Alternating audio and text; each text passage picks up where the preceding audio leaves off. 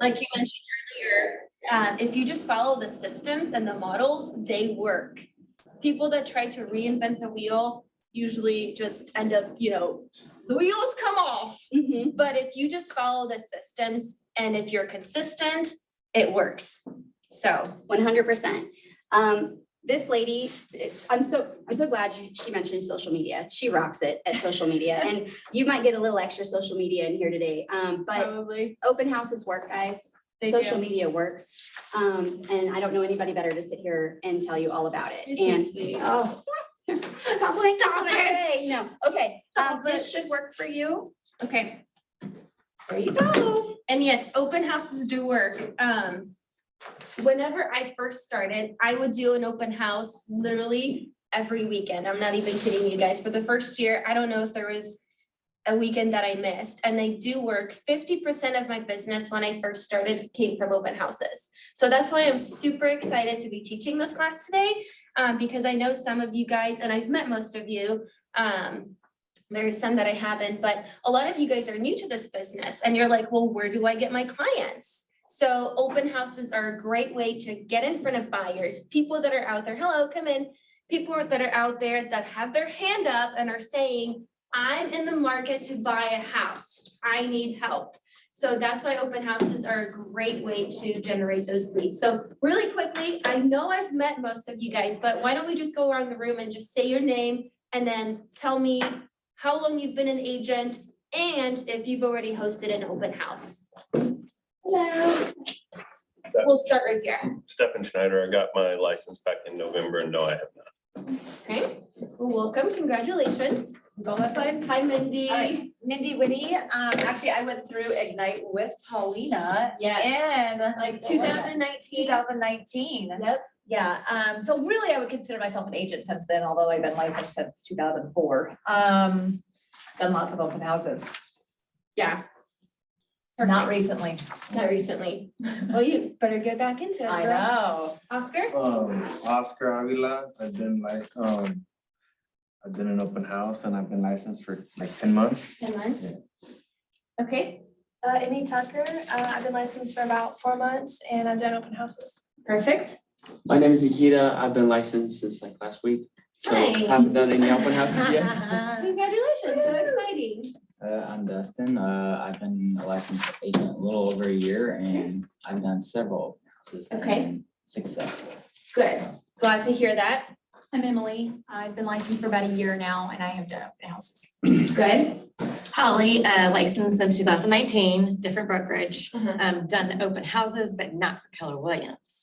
Got it. Different style for sure. Okay, Don Lensmeyer coming out of retirement, been licensed since June and I've done one open house. okay, Andrea Oden, I've been licensed since summer and done an open house with another agent, so. have yet okay, to so do you one. shadowed somebody. Yeah. Okay. Over here. Robert Lindholm. I've been licensed since August, and I try to do one every weekend. Good for you. I'm Garen Smith. I'm just now getting my license. Okay, exciting. I'm Megan Ham. I did my first open house recently. Yay, she actually shadowed me like Yeah. 2 weekends, And a it week helped ago or lot. 2 weeks It ago. prepared me. So Good, good, but I've been in it about a month. awesome. My name is Nicole Milan. I got my license in August and I have done several open houses. Perfect, and Liliana is really good at doing open houses too, so you're in good hands. Danielle Pearson, licensed March of 21. I've done lots of open house. I usually schedule an open house. So I like to put listings live on Wednesday and I'll have the open house for Saturday. And I'll put them up at the same time. So Awesome, lots of success. good, good, I'm glad to hear that. And then green shirt in the back, white hat. I'm Rob. I've been licensed maybe 7 years, I think. I can't remember, but the last open house I did was probably a month ago for Adam. Okay, any Get back success, into it. any? No, leads? no one showed. There was- No, that happens sometimes. It happens to me too. Well, good. That at least gives me an idea of like how long you guys have been in business. And it sounds like some of you have already done open houses. So I'm glad to hear that. And I'm hearing some successes. And then I want this to be interactive. So at any point, if you guys have any questions, raise your hand or just start talking. It goes a lot smoother whenever you're interacting and asking me questions instead of just sitting here listening to me. And I kind of feel awkward when everybody's just like, I'm like, what? Okay, so we're gonna talk about open houses today, and what we will be covering is how to capture leads with open houses. We'll go over the benefits of open houses, some of the best practices, and how to prepare, prospect, and pursue open houses. So, hopefully I can follow up with these slides. So, by the end of this session, hopefully you guys will be able to know the benefits of open houses, identify those best practices, and then be prepared to hold an open house if you haven't already. And some of you guys have mentioned that you have done it, some of you haven't. A good thing to do if you haven't done an open house is maybe shadow an agent that has, like you shadowed me. And whenever I first started, I actually shadowed multiple agents just to see like what other people are doing, what conversations are they having, how they're getting people's contact information, whether they're having people sign in, or some people will have clipboards with feedback, and then on there you'll ask for their name, phone number, email address. I actually use, and Chris Day taught me this, an iPad. So, and I have a stand. First thing people do whenever they walk into my open house is see that stand with an iPad, and it's a little sign in. So you click on it, and it's interesting because people do like technology. So they're like, "Ooh, what's that?" And it'll say, "Please sign in." So you click on it, and then I just ask for basic information like their name, their phone number, their email address, and then if they're working with an agent. And the most important thing is getting their contact information, because you're gonna have great conversations with these people. You're gonna give them your business card, and then they're never gonna call you. They're gonna forget about that business card, they're gonna throw it away, or it's gonna get lost somewhere in their car, and they're never gonna call you. So the number one, the most important thing, if anything, that I want you guys to walk away from here is getting their contact information and following up with them, because they will probably not follow up with you. It's your job to follow up with them and be purposeful about reaching out to them. So, moving along. Who wants to read this? Nothing else will have, nothing else about your business will have as big an impact on it as the number of leads you have. Exactly. Nothing else about your business will have as big of an impact on it as the number of leads you have. Without leads, we don't have a business. And the real estate guru, Gary Keller himself, always says our number one job as agents is lead generation. Am I right? Right. Yeah, lead generation. So our number one job, like I said, is to gain leads. This is one way to impact the number of leads that we have. And the reason for doing open houses, there's actually two. One, can anybody guess what they are? Two reasons for doing open houses. Your buyers. Get buyers, yep. Generate leads. Generate leads, get buyers, generate leads, same thing. Listings. Door knocking. Yes, I mean, that falls under generating leads. It's to actually sell the house, right? And it's never happened to me. I've heard stories of agents. I'm still waiting for that day. I've heard stories of agents hosting an open house, and somebody will walk in and be like, I want to write an offer on this house right now. So there's two reasons, right? Selling the house itself, but more importantly, it's to generate leads. And I'll let you guys in on a little secret. Just focus on that. Focus on generating leads from an open house. Even some of my sellers will think that the open house actually sells the house. Does it really? I don't know. The way I look at open houses is yes, if it's my listing, I want to advertise it to potential buyers, but more importantly, I want to pick up buyers. I want to talk to people that are out there in the market looking at houses. So, and the great thing about open houses for new agents like you guys is they cost zero money. So they are very low cost. There are a few investments, I mean, signs, open house directional signs, but besides that, it costs you nothing to host an open house. It takes up time, but usually, and I don't know if this is the same for you guys, as a new agent, I didn't have a lot of money, but I had a lot of time. So I definitely focused on doing open houses because of that reason. I didn't have money to pay for leads. I still don't pay for leads. All of my business is generic. Or what's, it's not generic, it's organic, thank you, organic. So I still don't pay for leads, but as a new agent, you guys, if you don't want to spend a lot of money, open houses are great because, like I said, the investment is very minimal. If you guys don't, I don't know if in the coaching program, you guys have like signs that people can borrow, like the directional signs, yeah. And I mean, they're like $7 each anyway, so it would be a good idea to invest in them anyways. But like I said, very low cost and a great way to generate leads. It says for many agents, holding open houses is their #1 strategy to build strong businesses, and it can be yours too. Like I said, whenever I started, 50% of my business came from open houses. I know people here, but it was a great way to get in front of those people that are ready to buy.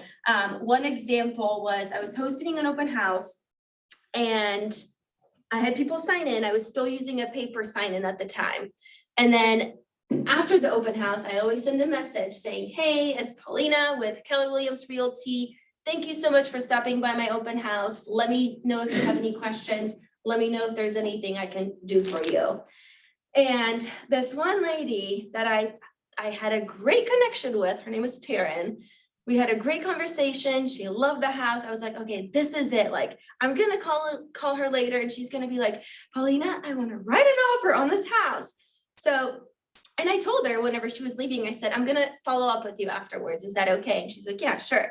So I texted her and no response. And I'm like, dang, well, this sucks. I thought, we had a great connection. I thought we had a great conversation, but I did not give up there.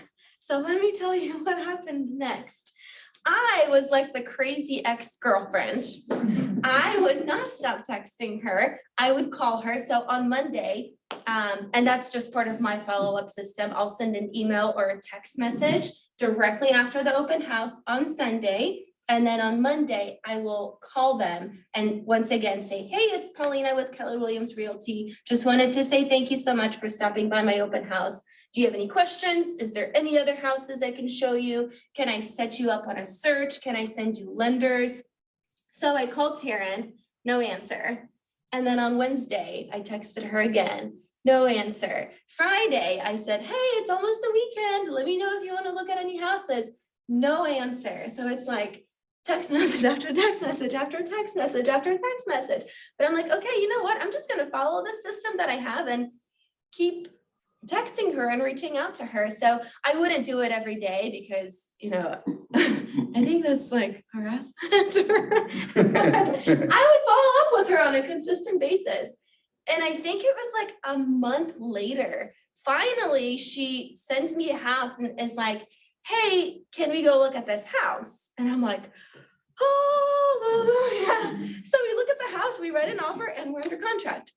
So point of the story is follow up with those people because like I said, people get busy and just like you guys get busy and you might get calls or text messages from say an insurance person or I don't know, a landscaper that wants to mow your yard. You'll look at the message, but you don't necessarily respond, but it's still in your head. So the next time you need an insurance guy or somebody to mow your lawn, you're gonna think of that person. So I would say the #1 thing, the most important thing is just following up with people. Can I add something to that really quick? Yes, Sorry, I of never course. interrupt, but I feel compelled to. We're taught to follow up and return calls and emails and messages, right? Like, otherwise we don't have business. And it just occurred to me when you were saying that not everybody feels that way. So it's not always like, oh, they don't want my business. They don't want me. They don't, right? It's literally they're not trained to answer texts, calls, and it's not glued to their hip. So a lot of times I think we create this, like what I think they're thinking, what they actually meant when they didn't answer me, and it's really all in our own heads. It is, So, yeah, which is a great point to our next topic that we're gonna be talking about is those limiting beliefs. So do any of you guys have those limiting beliefs about open houses? What do you guys think about open houses? My thoughts with my open house was that I had quite a lot of foot traffic come in, but the people, I'd say most of them, over half, were standoffish and, to the point, didn't really want the chit chat. And I'm kind of wondering how to get them to open up, or like it was kind of odd. Like I did the sign-in sheet and I'd try to hand that to people and they'd look at me like I was the devil. Yeah. And that's normal, and that still happens to me. And honestly, it just comes with practice. I always say that real estate is all about relationships and knowing how to connect with people and building rapport with people. And you're not gonna make that connection with everybody, and that's okay. But the one thing I would say is just be yourself and always come from a place of contribution and provide value. And those people that see that in you and realize that will naturally be drawn to that. But you're newer, and not to put you on the spot, but this was what, your first open house that you did? So that's normal. I mean, you might have been just nervous because you're like, what if they ask me, this question or that Ask me question? some questions I didn't have an answer for. And I think we talked about that whenever you shadowed me, is they will ask you questions that you don't know, and people ask me questions that I don't know. And my response, if I don't know something, is, you know what, that's a great question. I don't know the answer to that, but I'll find out. What's your phone number so I can follow up with you later? So, and instead of you trying to make up the answer, I think people see more value in you being honest about it and being a true professional and getting back to them. Did you get their phone number? Yeah. I will say also, hey, you look really cozy today in that jacket. Where did you get it from? Because I am not as warm and I need to know where that's from. Like, just little conversation Yeah. starter. I was looking around at your stuff. I really like your jacket, by the way. And so just little stuff like that, just start a conversation anyway, anyhow. And it doesn't have to be about the house.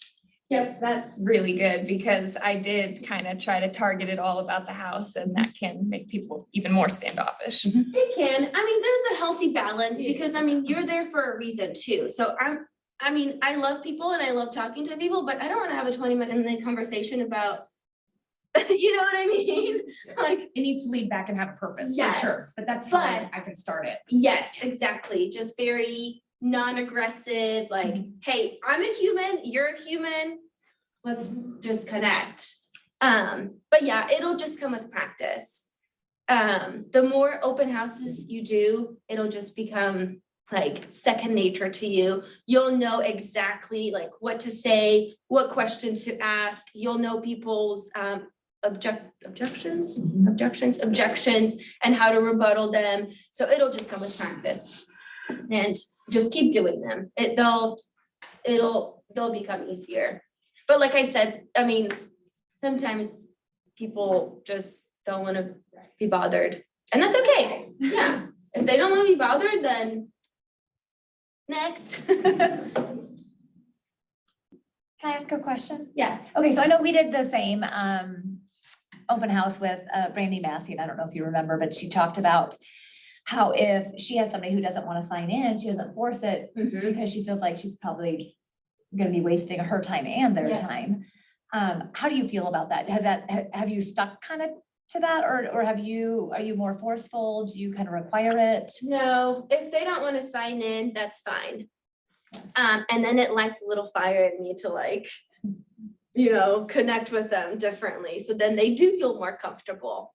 But yeah, so Lexi Robinson, actually, when she was my coach, she taught me about, oh my gosh, what is it called? Like commands. I can't remember the term for it, but basically like telling somebody to do something. what is it? Embedded commands, yes, thank you.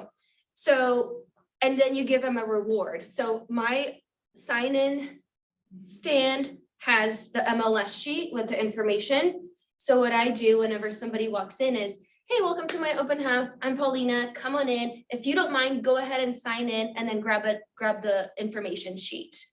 So I'm like, kind of like telling them, I'm not asking them if they'll sign in. I'm telling them like, go ahead and sign in and then grab a sheet. So to them, like psychologically, it's like, okay, she's telling me to sign in, so I'm gonna sign in, and then my reward is this sheet with information. I like that. But some people are not comfortable with signing in, and that's okay. I'm like, that's fine. I totally understand that. Here's a sheet. Feel free to look. You don't at get the sheet. Yeah, you don't get No the sheet for you. But then, like I said, that just kind of like makes me want to connect with them and build rapport in different ways. Austin Pekarik, whenever he does open houses, he doesn't even have people sign in. And I'm not saying, you know, that's what you guys should do, but he's just really good about connecting with people and having those great conversations, finding things in common, and then always tying it back to real estate. So he does pick up leads at open houses, but he doesn't have people sign in. It's through conversation of, oh yeah, you know, we live in the neighborhood. We saw this open house. We were wondering like what the condition is because we're thinking about selling. And then you can, okay, well, let me stop by your house to look at it after this open house. Where do you guys live? Or whatever. So, but yeah, if they don't want to sign in, then I'm not gonna force them to, because Awkward. then they'll probably give me false information, which also happens. What I learned with my Yeah. one is like, I would kind of hand it to them as they walked in, and I would say 3 of them came back with just no information. Yeah, and that happens. Right. It's just, Shows me that I need to switch up, you know, and how Yeah. I do things. I mean, it's also just part of it. It happens to me too. Another great way to get their phone number is whenever you're talking to them, you can say, so how did you guys hear about this open house? And they'll be like, oh, we saw the sign, or we were looking on Zillow. And then you can say, well, have you seen our app that we have through KW? It actually has this GPS feature. So you can drive into a neighborhood that you're interested in, pull up the app, and it'll show you every active listing and every open house. Here, let me share this with you. What's your phone number? And then it's like right there on the spot, they're like, ah. So usually that works, but don't be like forceful about it. Of course, you just have to have good, genuine conversations and connect with them. I'll caveat on that app real quick. It shows you when they're looking at houses and like real time. So they just pulled up a house and you can send them that house and say, I was looking at this house and thinking of you, didn't know what you would think of it. I have used that and gotten a client under contract that way. That's So. the Yeah, app is because it awesome. does tell you if they like pull up listings or if they favorite a listing. So then that's a great way for you to follow up with them and just say, like you said, hey, I saw this listing. I thought of you. Let me know if you want to see it. And like, how special? Like, I would feel special if somebody, you know, I was like, oh, they were thinking of me. Oh, how funny. I was just looking at that. You know, Yeah. yeah, it's great. Not. Okay, so going back to the limiting beliefs, some of the ones that we have listed here is I don't have a listing to hold open. I don't have signs yet. I may not know the answer to questions visitors have. Open houses don't really work because most people look online. I won't feel safe, which we've kind of covered most of these. The first one, I don't have a listing to hold open yet. Do you guys know what to do if you don't have a listing yet? There's been a lot of, on the internal group, people offering open Yes, houses. there are opportunities out there. So that is a stupid excuse. Let's just cross that off the list. And that's what I did. Whenever I first started, I would host other agents' open houses. Adam Grady, they always post open houses that are available for other agents. Or if you know an agent, you can just ask them, hey, I'm wanting to do an open house this weekend. Do you have anything coming up? Now I will tell you guys, make sure you're being professional and respectful and actually doing what you're gonna do. Because if you're gonna say you're gonna do an open house for another agent and then like Sunday at 12, you're like, hey, just kidding, I need to cancel. Not professional, not cool. So just make sure if you want to build a good relationship with those agents, then just be professional, follow up with what you're gonna do and actually do it. Because it will be seen. I had a question. So if you're doing an open house for another agent, and you're collecting leads and all of that type of thing, are you supposed to share that with the agent no, okay. No. And that's just understood by all parties. I kind of You're the figured, but I one- didn't know. Yeah, I mean, if you want to do my open houses, you can give me the leads. I'm just kidding. No, those leads are yours, because Okay. you're the one spending your time in there collecting those leads. Those are your leads. I mean, as far as I know, if any other agent has a different opinion, then they'll tell you, but then I wouldn't do that open house because you're not there to showcase the house, you're there to collect leads. Okay. So like I said, just be respectful about it. Like whenever an agent hosts my open house, I'll usually send them an email with directions. So make sure you guys put out directional signs on Thursday, have an MLS sheet, have seller's disclosures at the house with you. And then if you do need to cancel, just make sure you give them plenty of time in advance so they can find a replacement. I don't have signs yet. We covered that. Wonderful Shayna said there's some you guys can borrow. And they're also not super expensive. So you can buy like 4 or 5. I think that would be plenty to begin with.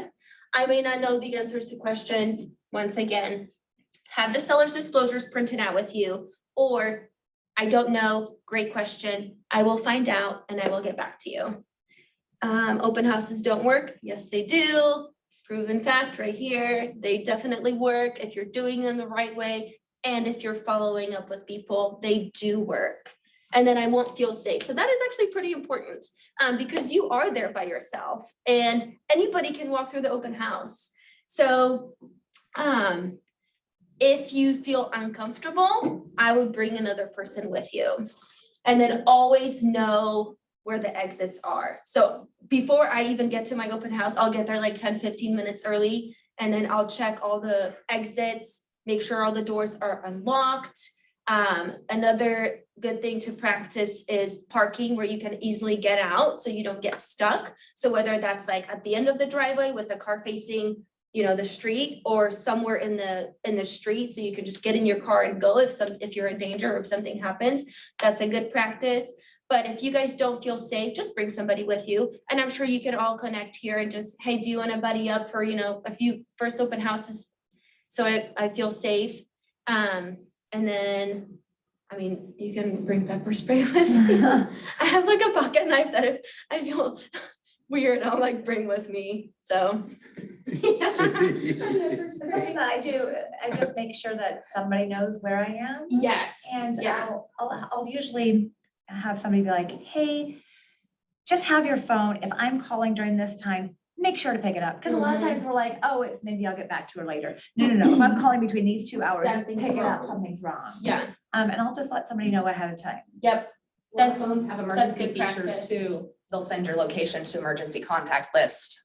Like Apple, if you press it 5 times and you have the list set up and you call 911, it'll send your location immediately to your people. So Yeah. I have my people, they all know that. I was like, if you ever randomly get my location, it's a problem. Yeah. Or you can like share your location with, on iPhones, you can share your location with other people, or just tell somebody, hey, I'll be doing an open house, this location, this time. Check in with me after the open house to make sure, or, you know, I'll call you after the open house and check in with you to make sure I'm safe. And if I don't, call the cops. And I used to, when I very first started, I would set up, I'd be like, okay, so it starts at 2, call me at this time, and then call me again at this time. If I don't answer, something's wrong. Yeah. And then I kind of, when I answer it though, I don't act like I'm talking to somebody checking on me. I'm like, oh yeah, you want to see that house, da, da, da, da. And it kind of makes you look like you're busy. Yeah. And important. Yeah. Yeah. Do you guys have any questions about any of these? All good? Okay. So. Who benefits? Wait, I think I skipped something.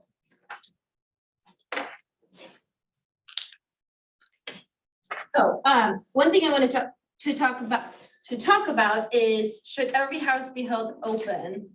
Sometimes sellers don't want to have open houses. They don't want strangers coming through their house. because with a showing, you have to set up the showing and you have to have an agent present, right? And then anytime an agent shows the house, we get a notification, we know exactly who it is. So sometimes sellers just don't want random people coming through the open house.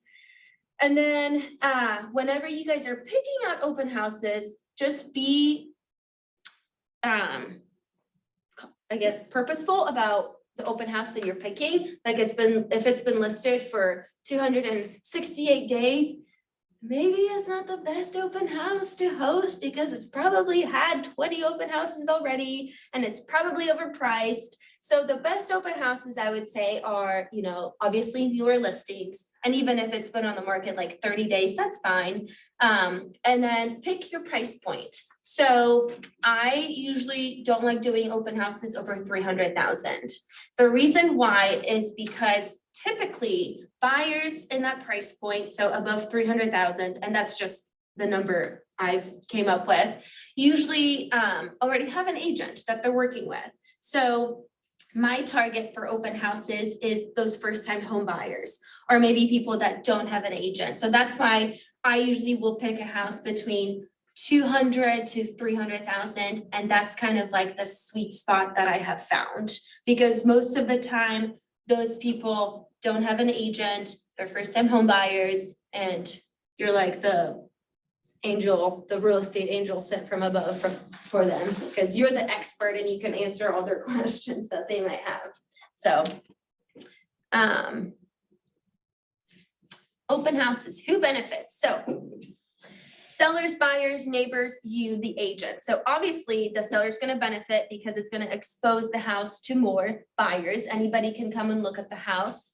The buyers, so to see houses without obligations, that is without being qualified, to research houses, 51% of buyers research through open houses. So usually, like I said, those first-time home buyers or people that are like, we think we want to buy a house, but we don't want to bother an agent yet, so we're just going to go look at open houses. So usually those are the buyers that will go look at open houses. Jason gave us a stat yesterday that said 53% of all buyers have gone through an open house within 12 months of their purchase. 53%. Yeah, that's huge. Yeah, that's a lot. And I mean, yeah. So there you go. Do open houses. Neighbors, to see how theirs compares to the house listed as far as the price and condition. So like if I'm living in a, you know, on a street and there's an open house down the road and I'm thinking about, oh, maybe I want to sell my house. I'm probably going to be the nosy neighbor and go look at the other house to see like, how does this one compare to mine? Can I list mine for 250? Or because I don't have granite countertops, I'm going to have to go lower. So, and that's another way to pick up listings. I think you mentioned that earlier, right? Is Oscar, pick up sellers at open houses, because neighbors will come to the open houses. So the one that we did with Megan on Eastmore and in Southern Hills, I had a guy come by and he actually lived like 2 houses down. So I'm thinking, okay, nosy neighbor, here we go. He just wants to look at the house and see what the inside looks like and see what her furniture looks like. But he was actually coming by just to see how that house compares to the house he has. And he later on told me, after I followed up with him and called him, that they're thinking about selling. And so I went and met with him, and now I have another listing coming up because there was a neighbor that just came by just to see how that house compares to the house that he has. And then obviously you as the agent, for you to capture leads of potential buyers, other sellers, future buyers and sellers, to connect with the neighborhood prior to the event, place signs with your name throughout the neighborhood. So you can actually get directional signs with your name on it, which is just more brand recognition. I don't do that. I've been meaning to, but I just haven't. But that's a great way just to get your name out there, and then phone number with an open house directional. And then practice conversations, answer questions, and provide value. Any questions? All good? Okay, moving on. The benefits of an open house. So we talked about it being inexpensive. Basically, there's no cost besides the signs and then your time. And it's a great prospecting tool. Let's see, where am I?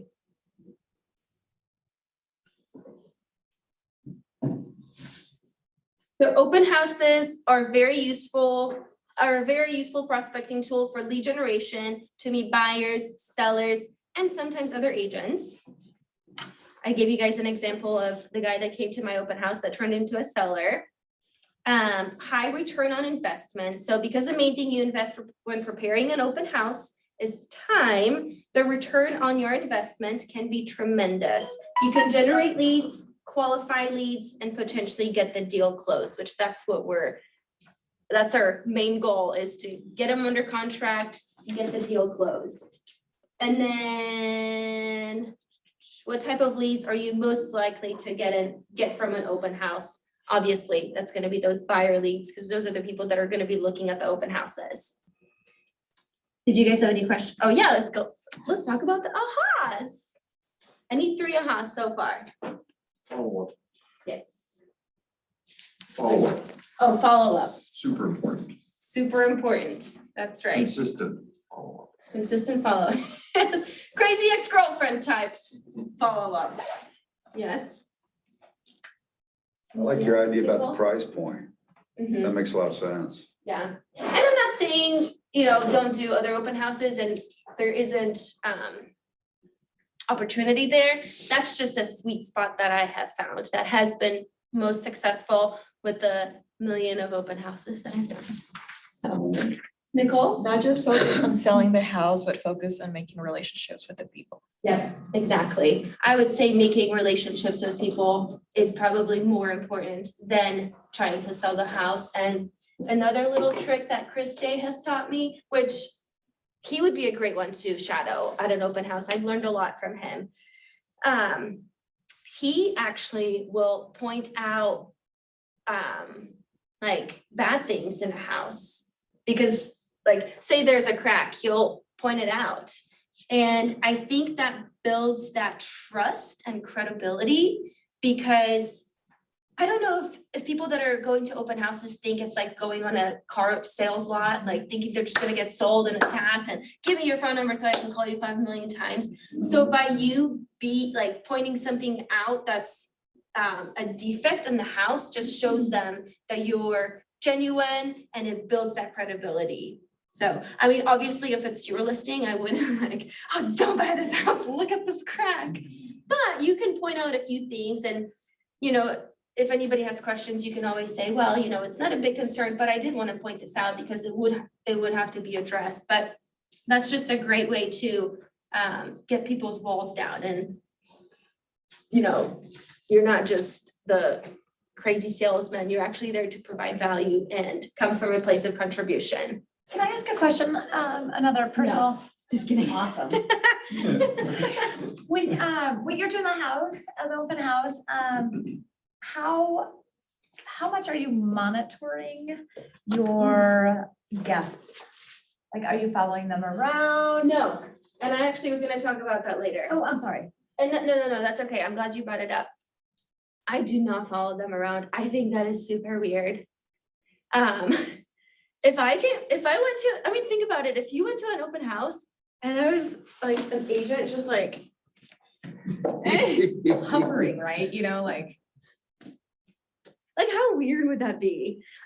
For me, Like even that. when I- You don't have to walk like that. I mean, like, even when I went to Ashley Furniture yesterday, and I was just looking at desks, and the little sales guy kept following me around, and I'm like, okay, I got your name, cool, leave me alone, like, let me look, let me breathe, let me think, So it's kind of the same thing, so I just stand by the front door, or sometimes I'll sit at the kitchen island, but I'll just kind of hang out in the main area and greet them whenever they walk in, have them sign in, hand them the sheet, and then say, feel free to look at the house, explore, make yourself at home. If you have any questions, I'll be right here, let me know.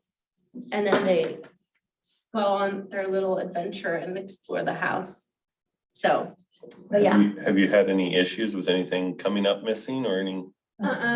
Really? No, I always tell my sellers to put any valuables away and hide them, and if it's not my listing, I'm hoping that their agent also tells them the same thing. Right. So I'm sure it happens, and that's a really good point. I Lucky just they went through haven't orientation last week there at Realtors, and that was one thing that they were pushing, so that's why I was wondering. Yeah. Yeah, this has been. I personally, it was my own listing, but I've taken a picture, like if older people will leave out their medications, they will leave out their social security number information. Okay, I've had people leave out too much jewelry and I'm like, that's like candy. Like, I'm not saying bad people are gonna come look at the house, but I will take you a never picture of what I did and I will grab some of those things possibly and put it in a drawer and close it and then tell them what I did and where I took a picture and where it is and tell them I moved it, I touched it. Cause it looks like candy to me for the wrong person. So I think I would probably do that even if I was hosting like your open house Yeah. and your clients did it. I would probably take a picture and send it to you and say, please share this with your clients. I touched their things. It doesn't look good laying out like this. Yeah, that's a good idea. That's really good practice. Cause you're right. I mean, I'm sure most people coming through will not, but It only It takes just- one. it only takes one. It's too antagonizing, like it's just like right there, Yeah, too easy. yeah. Anybody else? Okay, moving on.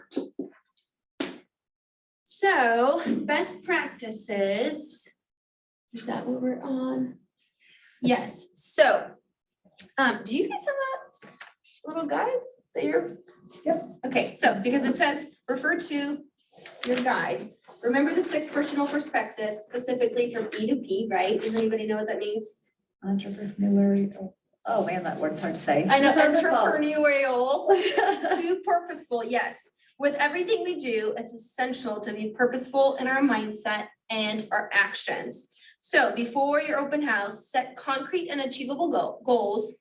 Like tell yourself, my goal for this open house is to capture 1 buyer lead, or my goal for this open house is to meet 5 neighbors that might turn into listings, or my goal for this open house is to add 6 people to my database. So just make sure you guys are purposeful with your goals. And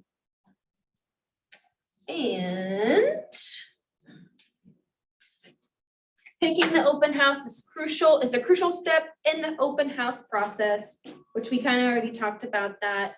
It's important to look for a great and visible location, preferably not more than 3 turns from a major road.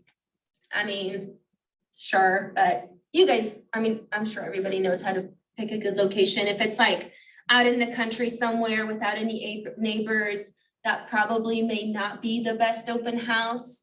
I usually try to stick to open houses that are in neighborhoods. So not even like houses on acreage. Location is important. And what I'll do is I'll usually put out like 4 to 5 open house directional signs, 1 in front of the house. And then I'll look on the map and then see like how to get to the house from each major road. So I'll just like, map my way backwards to each major road and just put a directional sign at every turn. And it usually ends up being like 4, 5, sometimes 6. But you do want to put one on those major roads because obviously that's going to have a lot of traffic.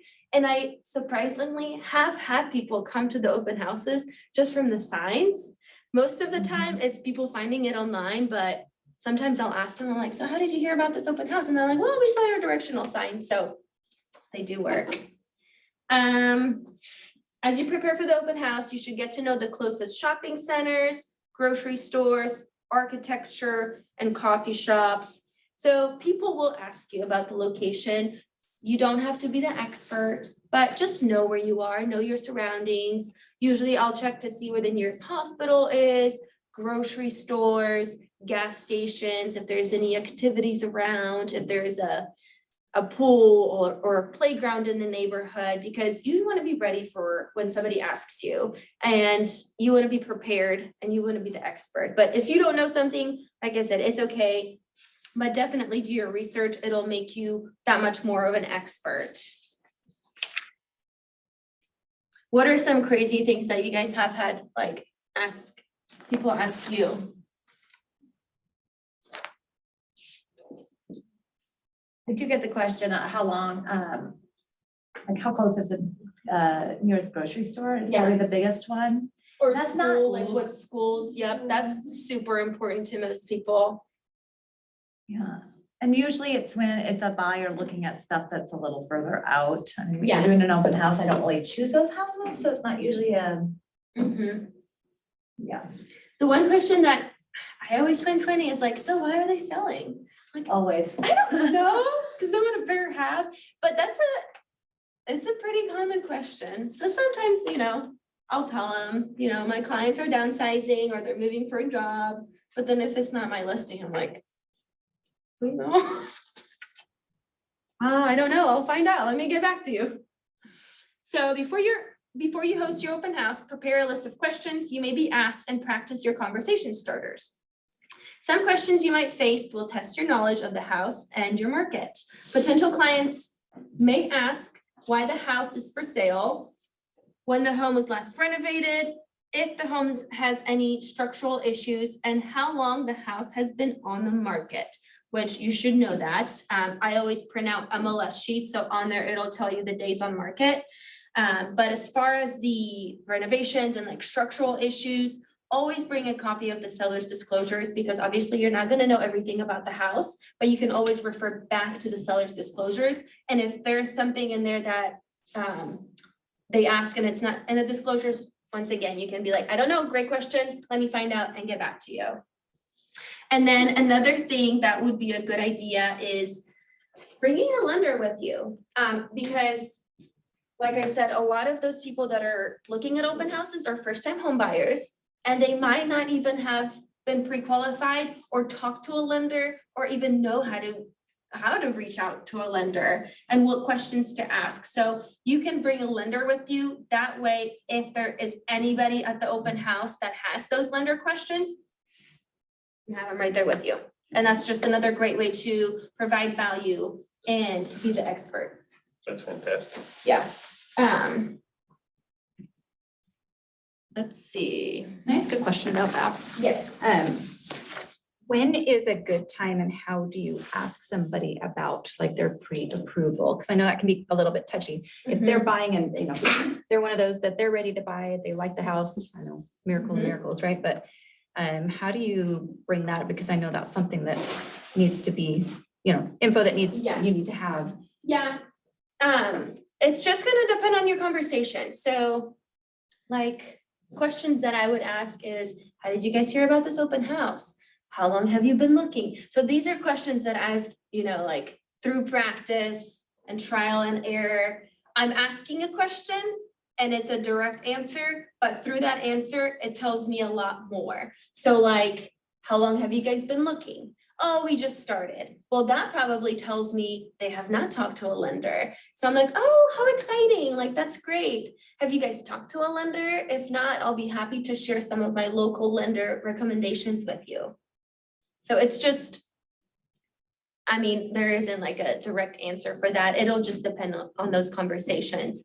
But that's another way that I try to get their contact information, because oh, so you guys have talked to a lender? Okay, great. I always tell all my buyers that it's a good idea to talk to multiple because one may offer something different. Do you want me to send you a list of my recommended local lenders?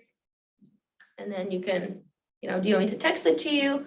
Do you want me to email it to you? So once again, you're always the one providing value and coming from a place of contribution, but it just depends on the conversation. And some people will tell you, some people won't, but it'll definitely tell you if they're serious or if they're, just if it's their hobby, looking at open houses. I know it surprises me. That is a thing. There's this lady, she comes to like almost every single one of my open house, and I'm like, hi, like, didn't we meet before? She's like, no.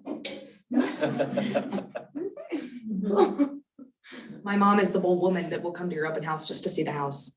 every time. And she'll say, I'm just here to see the house. Maybe it's your mom that's been going. No, she would admit it. She'd be like, no, I'm sure yours. Oh, gotcha. Mindy, what were you gonna say? Oh, I was just gonna say, I always feel uncomfortable. I grew up in a family where you did not discuss money, you didn't talk, and so Keller Williams is totally different, and just being around this I culture think, where yeah. you are allowed to talk about money a little bit more has kind of tore down that wall a little bit, but I am always shocked at how willing people are to tell you about their finances. Uh-huh. If you just ask, how long have you been looking? Oh, man, we've been looking for like 2 years, but man, we're working on our credit. Our credit is terrible. I mean, they just go into it, and I'm like, that's definitely my thing is. It's your limiting It's my belief. limiting And it's mine belief. too. Is that I people mean, we're all don't working want on to that. share, and that it's super personal to them. Some people don't find it that personal at all. No. Sometimes you wish they thought it was a little more personal. Yes. Yeah. But if you guys are nervous about asking those questions, which I used to be, you have to, it's a mindset.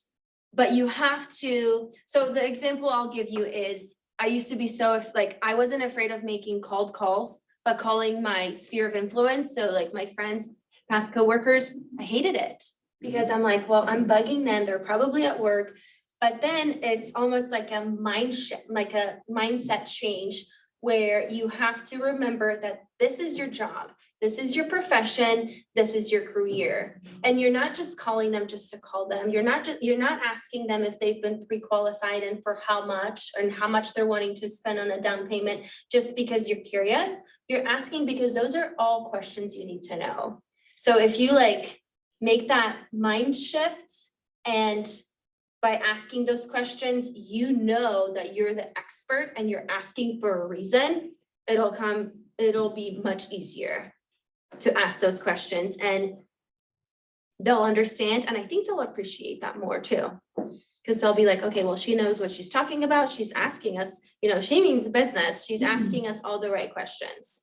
So, and then the time for open houses. So those of you guys that have done open houses, what day and time do you guys do them? Used to always be Sunday 2 to 4 and never anything else. But Yeah. now it's like Saturday, All over the Thursday place. nights, Wednesday nights. Uh-huh. It's like let out the hounds. It can anything can happen. Yeah. Anybody else? So I do mine, and I've tried different ones too, but I think because everybody just knows Sunday 2 to 4, that's when I do mine, Sunday 2 to 4. Occasionally, I'll do them Saturday 1 until 3, but usually I try to stick Sunday 2 to 4. And then, it's football season, so a lot of the times, it's during the time when there's a football game or whatever. It's okay for you guys to turn on the game at the open house. I love doing that because it's actually a great conversation starter. And then wear your jersey, whatever. It's just people love sports, and talking about sports is just a great connector. So if there's a TV there, if you want to put the game on, put the game on. I'll usually have music playing in the background. So you just want to make people feel comfortable and make it casual.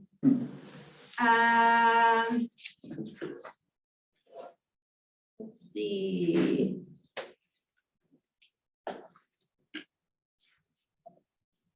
At the time. So Thursday night happy hour, wine and cheese open house, Sunday afternoon. I mean, like I said, I know agents that do them different times, but for me, I just stick to Sunday 2 to 4, and then Saturday, I'll do them from 1 until 3. Prepare your stats. So we kind of talked about this already, but know your market.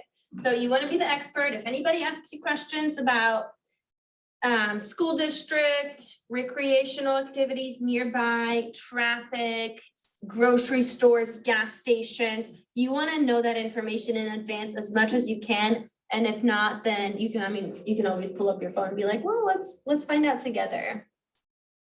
And then we'll talk about safety. So that's something we've also kind of touched on, but using the buddy system. So if you're not comfortable, once again, bring somebody with you. You can just split the leads, and until you're comfortable doing it yourself, just have somebody with you.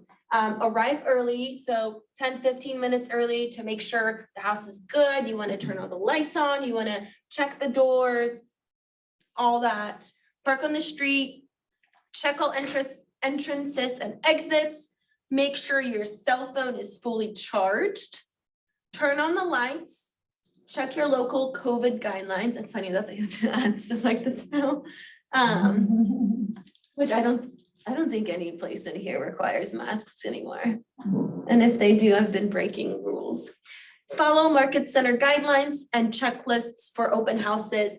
So also that's gonna just depend on the agent. Like if the agent wants you to show up 30 minutes early or have X amount of signs out or bring the MLS sheet or bring the disclosures, they're typically gonna tell you, so make sure you do that and you're respectful. So then in the future, if they have more open houses, you'll hopefully be their go-to for hosting those open houses for them.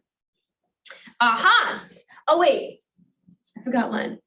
Brandy Massey, story time. She did an open house and somebody came through it. And I guess they went into the garage and like unclicked the little chain and then broke into the house later.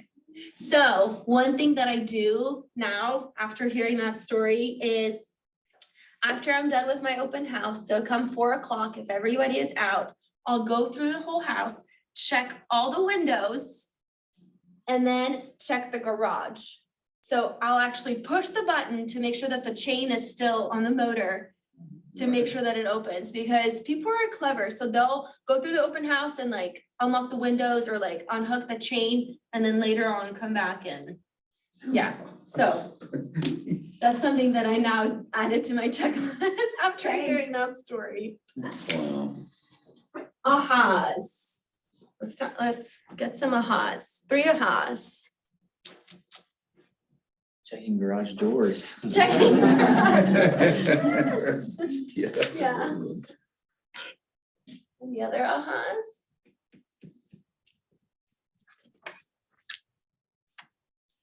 All right. I think just bringing the lender, I know Sarah had offered to, she said she wanted to go to more open houses, so. I think just- Sarah with USA Mortgage. Yeah. Yeah, she's great. Yeah. Bringing a lender. One more.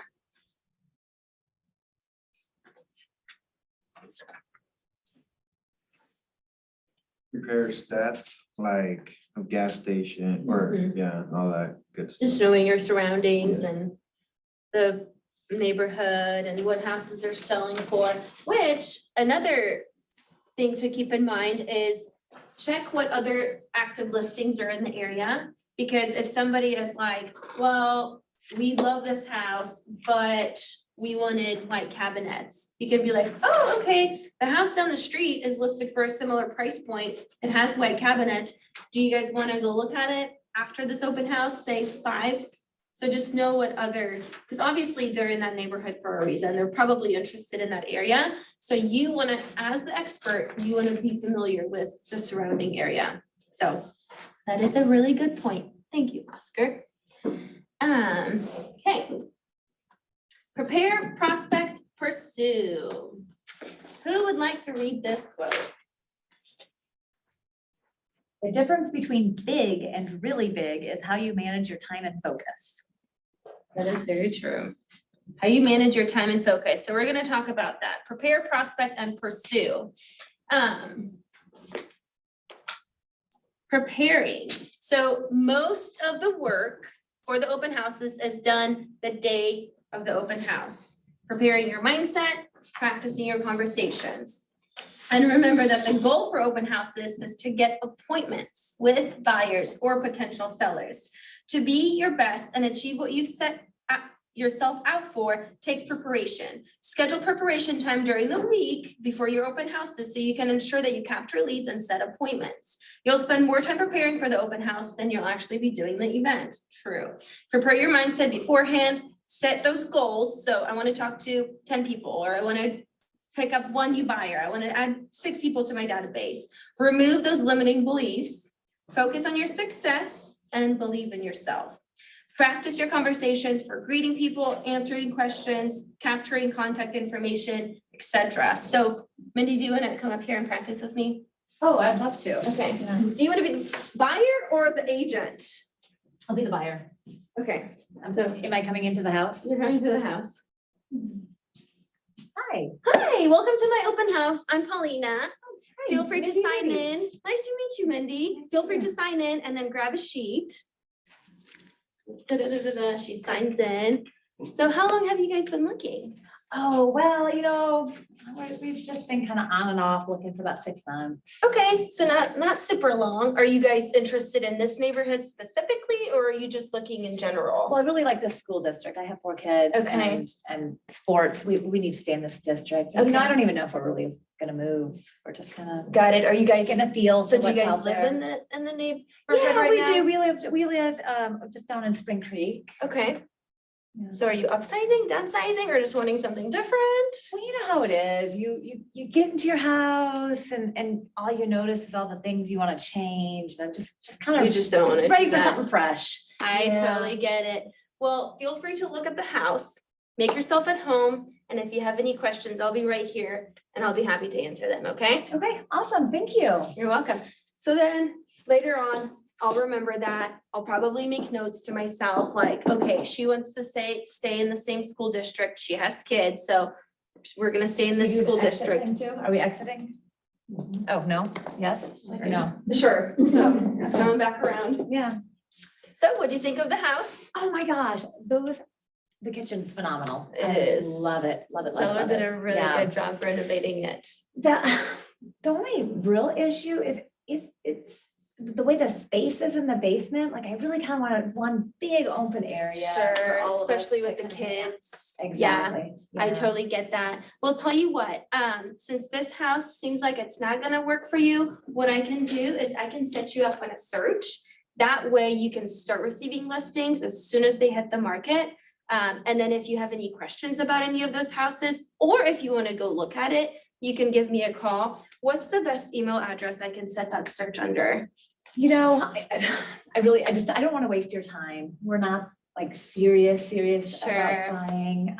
That's okay, Just kind you of wanted to know, get an idea. I have clients that are ready to buy tomorrow, and then I also have clients that won't be ready for a year. So I can just set you up in a search and you'll just get those emails so you can start familiarizing yourself with the market. Okay. And it's not going to be a waste of your time. I just don't want to waste your time. It takes me 5 minutes to set it up, so to be honest with you now. Okay, awesome. All But right. thank you for well, let's asking. do it. Okay. 573-489-3549. Cool. Okay, awesome. Bye. Thank you. So, I mean, Sorry, I was kind of being cheesy, mean. right? But I was trying to give that's you all- objection. I mean, that's kind of how it goes, but what I was gonna say is, so she told me about the kids, and I'll make notes to myself about those little details, because then later on, when I follow up with them, I can talk about that, and people love that. It's very important for them, and it's more special that you actually remembered, oh, like, I'm not just another person that walked through the open house. They actually remembered that I have kids, that I want to stay in the school district, like, this agent actually cares. And you're not gonna remember everything about everybody, so that's why, like, I will literally write notes to myself, like, 4 kids, wants to stay in the school district, they play sports, blah, blah, blah, so whatever, but little things like that make a big difference. Let's see, week before the open house preparation. Monday, select the house. Which, Maybe that'll happen again. yeah, so with how fast, well, now it's kind of different, but for the past like 2 years, it was so like, if you picked an open house on Monday, you're not hosting that open house open, like it's sold the next day. So usually now I'll try to find one like Thursday, Friday, but we'll go with Monday. Tuesday, post online, walk the neighborhood, invite neighbors to showing. Wednesday, post online again, install the yard sign. Thursday, post online again, invite your database. Friday, post online again, prepare market statistics, print flyers, door knock. So let's kind of switch this around. So let's just say on Thursday, you find an open house. I would make a post. I would go ahead online, I would go ahead and put directionals out. Let's see, this says Wednesday, install your, I usually will put them out Thursday or Friday, just because I've had neighbors like take my signs out if they're out there all week. And I'm like, Bob, what'd you do with my signs, sir?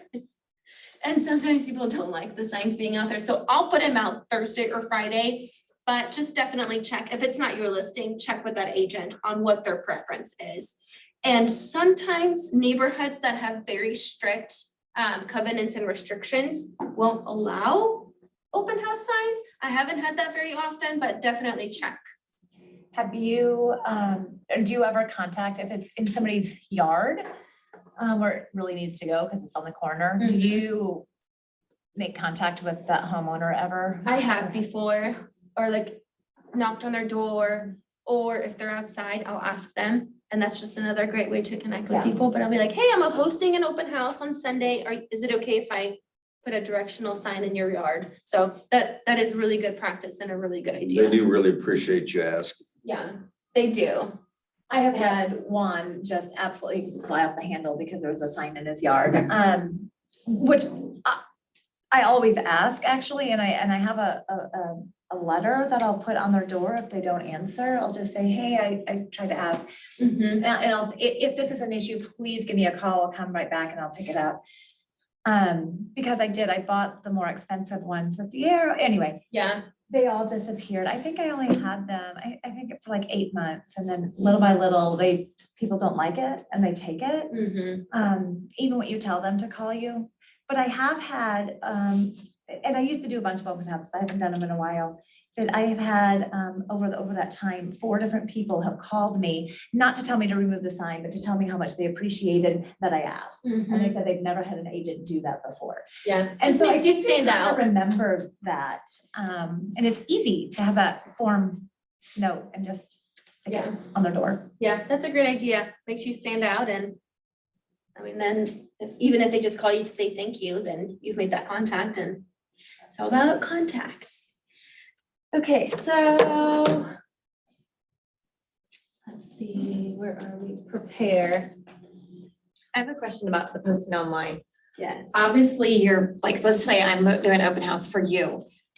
By doing that, do you automatically kind of give me permission to use the pictures of that home, which are owned by you? Does that make sense? Do I have to ask that agent and say, may I use the pictures to make a flyer and post? Does that make sense? Yeah, I would say it's like assumed permission. Okay. But if you ever feel uneasy, then just ask that agent, yeah. I just see agents all the time posting even like listings, and it looks like their own listing, and they'll say listing by Paula, whatever, but then they're using the pictures. Right. And the post, I think that's wrong. I was just told that you're the agent, you paid for those pictures, those are your pictures. So if I saw another agent sharing my listing, yeah, that's great and it's publicity, but they are stealing the pictures off MLS and posting it and making it look like their own post. Does that make sense? It makes Like, sense. How are they doing that, or why is that okay? Right, it makes sense. If I'm the listing agent, I don't care if you use my pictures. My goal is to sell the house. So if you wanna use those pictures and put them on a billboard, please do. And I think most agents have that same opinion. Now, I will tell you, and Jim and Dawn are brokers, will tell you the same thing. You have to have written permission from the broker in order to share their listings. So if you're like worried about that, then just shoot an email and then include our brokers, or send a text message and say, hey, I'm hosting your open house. Do I have your permission to A, share your listing? Right. And B, share your photos. So that would just be a common courtesy. You guys have my permission to share any of my listings and Same. any of my photos, because like I said, and most agents will have that same mentality, because my goal as a listing agent is to expose the house as much as possible to as many people as possible. So I don't mind if anybody ever uses any of my pictures or any of my listings, but common courtesy, and by MLS or MRAC rules, yes, you do have to have written permission from the broker in order to share somebody else's listing. I was gonna say something else, no, I can't remember. I don't know. Okay. And it says on here, 93% of buyers use a website to find a house. So go where the people are, post online about your open house. So like I said earlier, I'm huge on social media, Facebook, Instagram. A lot of my business, my marketing, I utilize social media and I get clients from social media. So I will post the open house on my Facebook, on my Instagram. And if you guys have a website, you can also add it to the website. Now, the listing agent will add the open house on the MLS, and that actually auto-populates to other websites like Realtor.com, Zillow, and that's, I'm guessing, where most people, and same thing with our KW app, it'll show on there that there's an open house. So I always check, if you're doing an open house for another agent, definitely check to make sure they put it on the MLS, because if they didn't, nobody's gonna know about it. And sometimes people forget, we get busy. So definitely check. And if they forgot, just remind them, don't be a, jerk about it, but just say, hey, just wanted to touch base. I'm doing your open house on Sunday, but I noticed it's not inputted on MLS. Do you mind inputting that in there so it has enough time to mark it? So definitely check to make sure they put that on there. And another thing you guys could do is door knocking, which I don't think it's, oh yeah, it is door knock. So I would say, like, if you're doing an open house on Sunday, a day or two before the open house, you can door knock the houses around it. And what I do is I just print the MLS sheet and then put open house Sunday 2 to 4, and then door knock like 10 or 20, whatever houses around it, and just say, hey, I'm Paulina with Keller Williams. I just wanted to let you know I'll be doing an open house down the street, just in case there's any unusual activity, a lot of cars. It's just me doing an open house. And by the way, if you want to stop by and check it out, feel free to come by. So that's just another like generous thing, like, what you do with letting people know about the yards. It's just letting people know in the neighborhood that you're doing an open house. So if they see lots of cars and activity, they know why, and they can come by the house and then maybe might be interested in maybe finding out what their house is worth. So that's another way to talk to potential sellers and just get your name out there and talk to neighbors in the neighborhood. Did you say you give them the MLS sheet? You know what I'm talking about? Yeah, I do. I was just Okay. curious as to whether or not you would rather them come to the open house and get the MLS sheet, or whether or not it doesn't really matter. If you maybe wanted their information, but if they had all the details about the house, maybe they wouldn't even come. Yeah, I mean, I guess that's a preference thing. I give it to them, but you can try it out. I mean, that might be like a, enhancement or like something to get them to the open house. So yeah, you can try it. See, you guys can like find little things how you want to do them. Okay, so prepare. We already talked about this. Community and neighborhood information, relocation information, first-time buyer specifics. So once again, having a lender with you would be a great benefit to that. You can also put together like first-time home buyer flyers and hand them out to those first-time home buyers at your open house, and then mortgage information. So that's another thing. And even if you don't have a lender there with you, you can always check in with like Sarah or whoever and say, hey, I'm doing an open house at this house, it's this price point. What would the monthly payment be with, a conventional loan, 20% down, or have a few different scenarios, because sometimes people search based on what their monthly payment would be. So if somebody asks you like, oh, we love this house, but we just don't know if we can afford the monthly payment, you can say, well, actually with a conventional loan, 5% down, this is what your monthly payment would be. So it's good to know that information as well.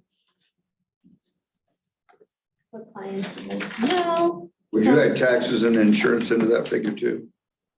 Yeah, I would, or you can at least talk about it, like this is just, your your mortgage payment, but keep in mind, you're also gonna have taxes and insurance. But you can easily add that in there too.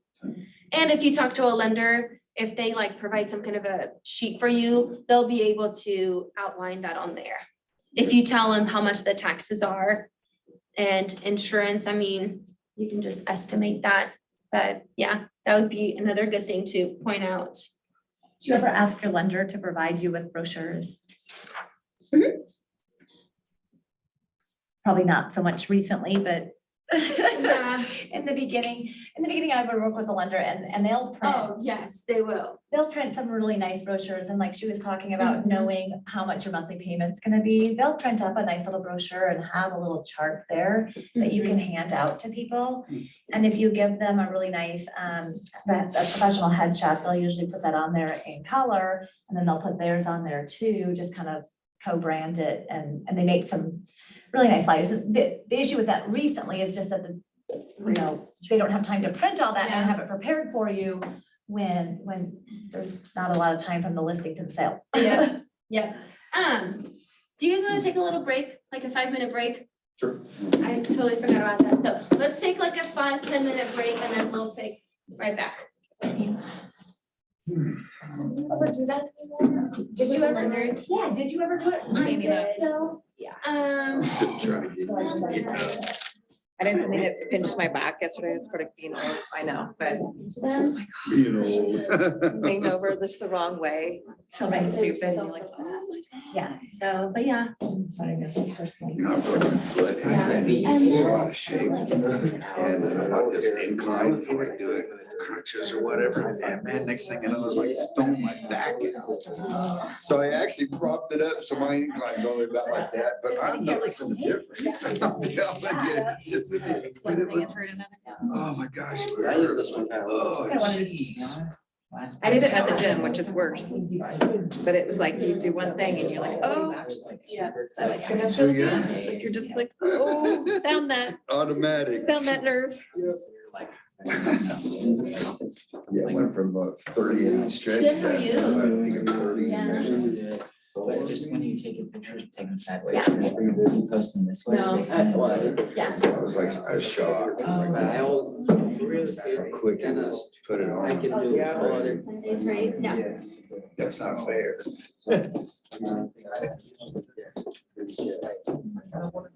He does a very good job. You're Nicole, right? Yeah. So I'm Mindy Whitty, and Liliana and I went to St. Louis together. And nice to meet you. She was talking about you, and I'm like, I don't think I've met her. Yeah, I don't think. Have you been at Ignite this whole time? No, I actually went to Peru. Friday, like I'm 5 to from 7. Peru, so I went to Okay. Peru for like 20 That is days. when. And I just came back last week. And same Okay, on Friday. well, that makes Yeah, more that's sense. I'm like, why. how have I missed her? She's been in class with me this whole time. Yeah. Well, nice to meet Nice you. to meet you too. It's been lifted off a month. Don't be nervous. It's not unless it's getting pictures on how. Oh, yeah. I wanted something like this, like everything else is gonna be, it's gonna stand out, nothing behind this, so I'm gonna take a picture of this. That's what my clients want. That's good. Yeah. And That's then good. he'll only, he's gonna charge me $300 for drone pictures. I never found such cheap, and he does a really good job. I like this one better, The transaction. but I don't know, you can try both, or you can like go back and forth. I mean, so. Because they both have the same information. So pretty much that. I can afford it. Okay. Yes, but the guy that took our previous pictures did a really good job, so I really liked it. Yeah, I would When to he like takes that, pictures on because it kids, like, it's I'm sure so that'll different. relate to some people better. That I really like the. You know, you can try because both. I would just take The pictures. best thing you and can throw do, I my mean, they phone both on look the great, so the best thing you camera. can do is just maybe try both and then see which one has better results. Are you wanting to like print those out and hand them out, like hand them out to people? Mhm. I mean, I'll do that too. Yeah, I think that's great. whenever you're doing stuff like that, the marketing material is important, but what's more important is just the conversation and the connection you would make with people. Like, it doesn't So, look as good as it, like, You can hand out the it piece of looks paper so and much do something different with on them, but pictures. the more important is the conversations You and made the it connections stand you out make with so them are much. gonna be. He had the brown, Yeah. the floor, it was like. No, you're brown, slash gray, and I'm like, I don't You know, I don't know, I really wanted to go to like all of this furniture is from. Netherlands or Switzerland, like go We just staged it, like. whatever. That is in Switzerland. It's nothing big, it's just. My head would get like. That would be a dream. This is. Sorry to eavesdrop. Yeah, we. Went to Germany and Austria and they were base jumping off Or of like the Austria mountain. would be beautiful. Oh, that'd be awesome. And we're like looking over and all of a sudden they're like, We didn't have class. the rest did you just really jump off that mountain? of the- Yeah, I got right I full bet the that, rest of the that day. was pretty cool to see. Is that with the bat suit? Yeah. Man, I love You it. know, Do like house rental stuff. That looks like a blast, Like man. that. I mean, I got. Try to do it. You could just barely see like a little platform up there. Yeah, I did a showing this year. Seems like there's not enough time. Flying squirrel. Ridiculous. Rocky. It's funny how much time it Yeah,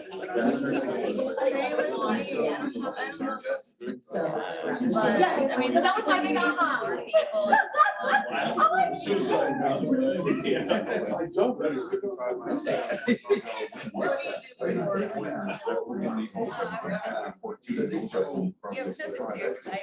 I actually went to school. And that's how she Yeah. less I live in Aurora, so like. A little under an hour. Then I just set them up. Like, they drive like that. That could easily take up your whole day just putting out the sign. I mean, any job is. I just, I'm done doing it. Those are, it's too hard and I get frustrated. I mean, that's. Two to 3 hours.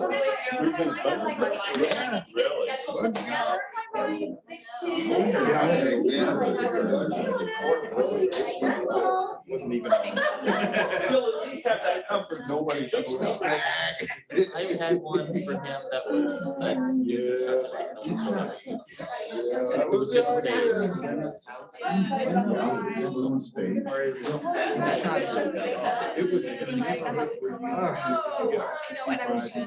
Yeah, literally the first turn you go up, this, you know. It's right on the left, you go up a little ways on the left. No, and you go in this I way. was actually working. There were cookie cutters sort of, there was two more being built right now. Just go in sister's office and you can. I wonder if only we did it house right next to each other. It was a short drive, long narrow yard. I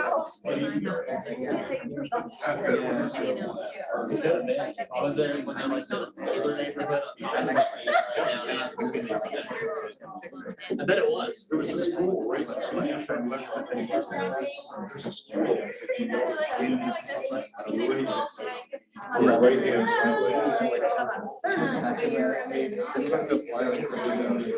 Yeah, but think about this, like if somebody that you know. I don't know. Drive all the way, hey, I just turn around and I'll my customer. They knew there would be a TV at the house. I never thought about it. Like, that's a good idea. Yeah, I've done that before. You know, I usually ask the owner. So. Exactly, because then it puts it back on them, like, you're not calling them, hey, you wanna sell your house, you wanna sell your house, you wanna buy a house, you wanna buy a house, you're saying, hey, I have made a career change. I have very high goals for myself, I'm serious about this, I want to be this. That's interesting. I wanna be this And it's so weird how it changes. I know. Cause you can have one like this.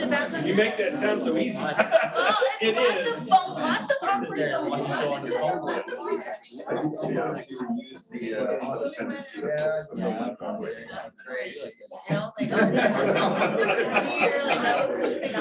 This is what I've done. My whole career change. I mean, those are gonna be very. I've had a couple of times I had music in the summertime. That's been very supportive.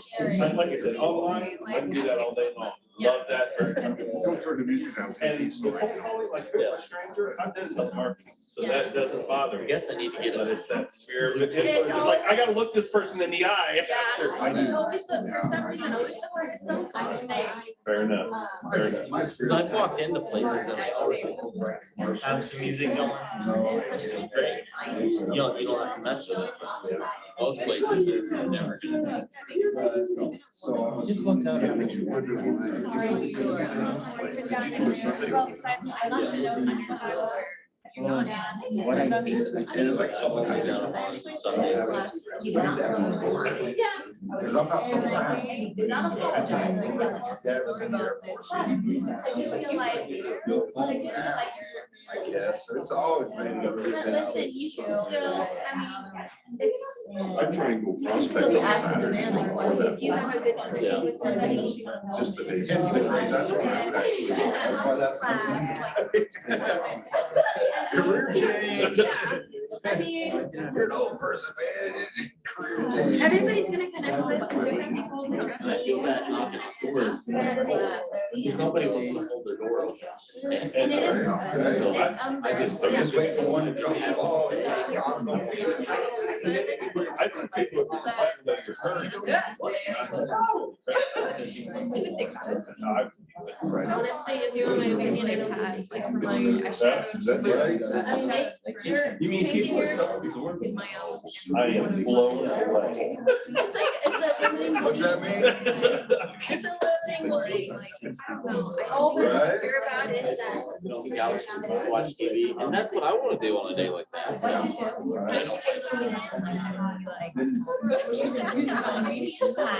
Is that like it in the back? Yeah, I do have one. Let's say I had a pretty. That's all my folks used to. Well, but it's already expired, so I don't think it's gonna work. Right, it's just a slight burn. Yeah. And I don't know why. Yeah, I know. Yeah. Don't be over it. Yeah, I've lived around Yeah, on this Sunday. area myself. And I think this is what it was. Yeah. It's here. So they use the back room. No, it's,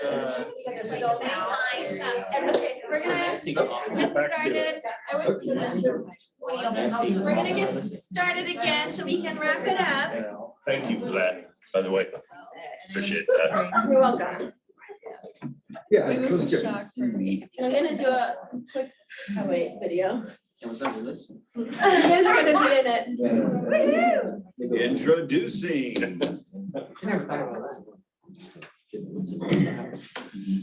Told you guys I do a lot on social media. Hi, everybody, it's Paulina with Keller Williams Realty, and today I have the honor of teaching a class to agents at our office. So say hi to these awesome agents. I need you guys to be louder. Okay. Cool.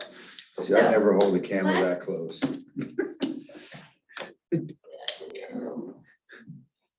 We are almost through the open houses, and like I said, if you guys have questions, we have about 30 minutes left, so make sure you ask your questions. But let's get back into prospecting, so.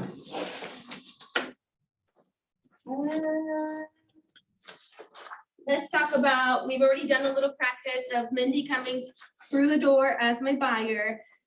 So you want to greet everybody that comes in the door, even kids, and if they have a dog, usually I haven't seen a lot of dogs at open houses, but if it happens. So I always say my name. I was talking to one of my buyers that I picked up at an open house, and they told me that they went to like multiple open houses that day, and I was the only person that said my name. And I'm like, Wait, what? People don't introduce themselves?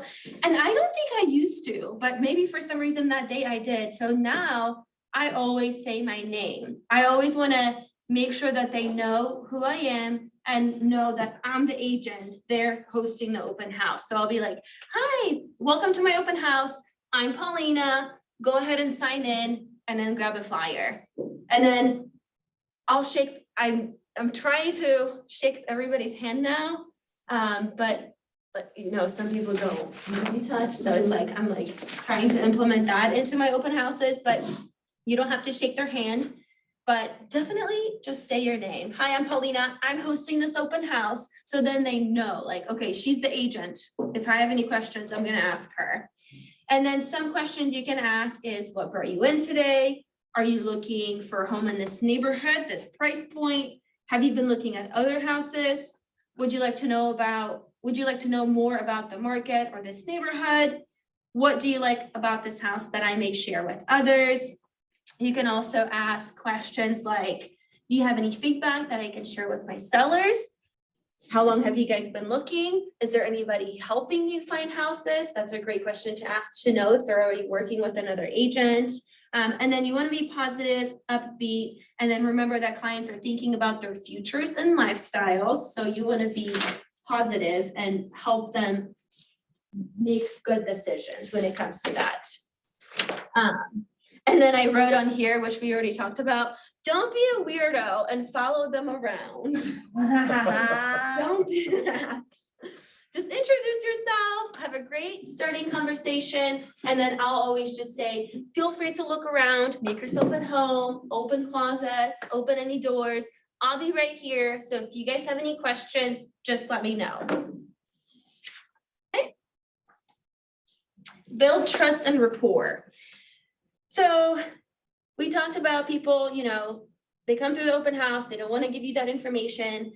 So it's important just to make those connections with people, building rapport, building credibility, just a few things like saying your name and saying who you are, maybe talking about the house and pointing out some defects and just letting them know, you know, this has a crack, it could easily be addressed, but just little things like that that will help them realize that you are the expert and it'll help them trust you more. And then having a sign-in sheet. So those of you guys that have already done open houses, how are you collecting their contact information? Sign-in sheet. A sign-in sheet, do you have like a physical piece of paper? Okay, and what information are you asking for? Name, address, if they're working with an agent, that's just a checkbox. Okay.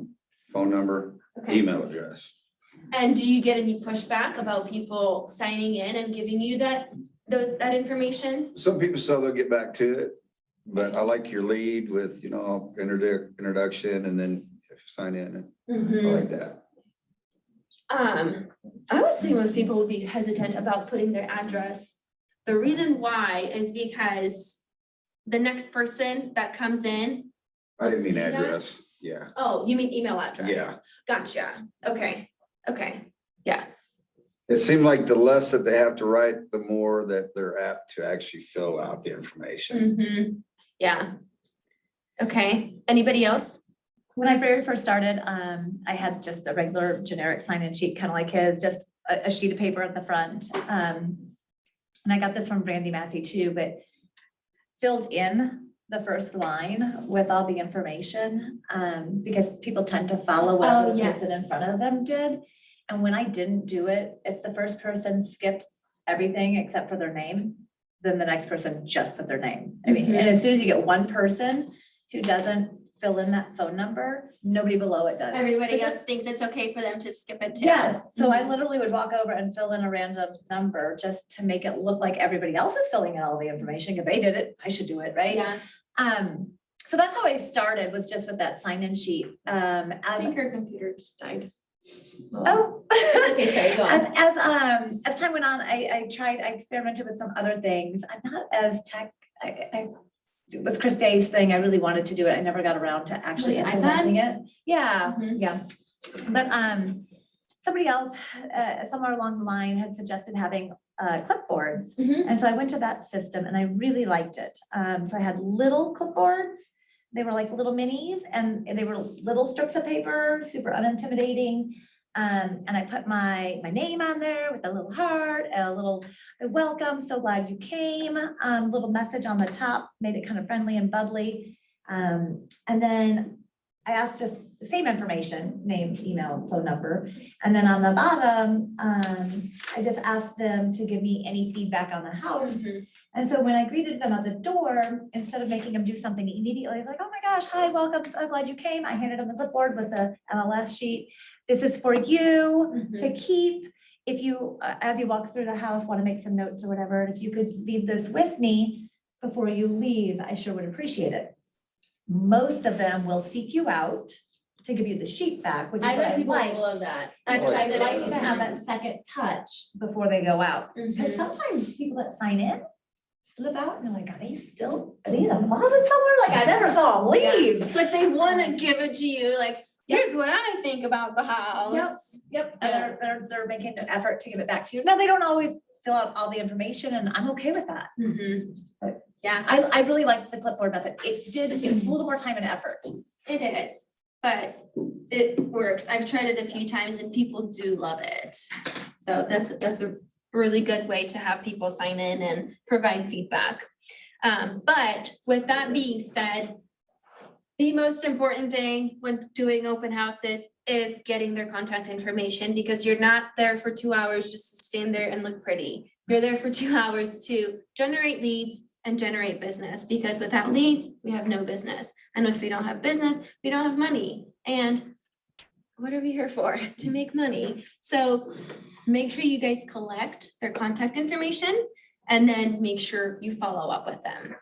So for me, that looks like sending a text message or an email right after the open house and then giving them a call the next day. For you, it may look different, but just definitely have a system, a follow-up system, and be consistent with it and just follow up. And it doesn't have to be, a lot of the times we like to overcomplicate things as humans, but it can be a simple phone call. Hey, it's Paulina with Keller Williams Realty. Thank you so much for stopping by my open house. I wanted to call and see if you had any questions about the house.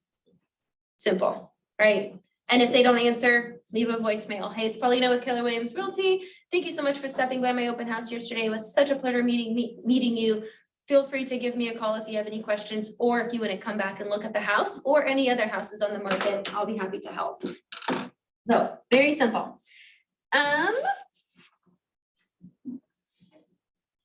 My slides are gone. Oh, we're almost done. So,